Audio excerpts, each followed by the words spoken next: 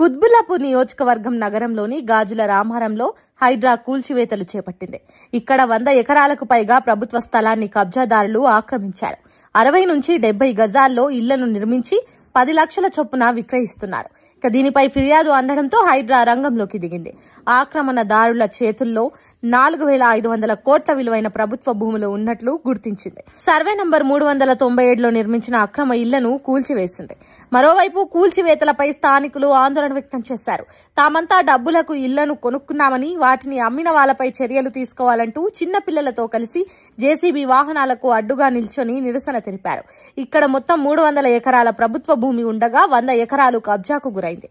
అక్రమ కట్టడాల కూల్చివేత అనంతరం 15,000 కోట్ల విలువైన 300 ఎకరాల భూమికి హైడ్రా కంచె వేయనుంది. హైదరాబాద్ లోని ఐటీ కారిడార్ కు 10 కిలోమీటర్ల దూరంలో ఉన్న గాజుల రామారంలోని 100 ఎకరాల ప్రభుత్వ భూముల్లో పక్కా నిర్మాణాలు వెలిశాయి. State finance corporation, TGIIC, HMDA, housing board విభాగాలకు దశాబ్దాల క్రితం అప్పటి ప్రభుత్వాలు భూములిచ్చాయి.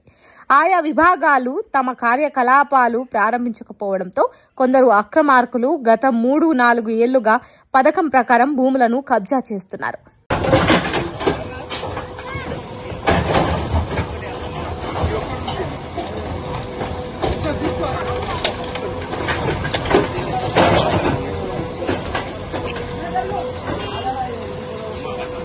ఓ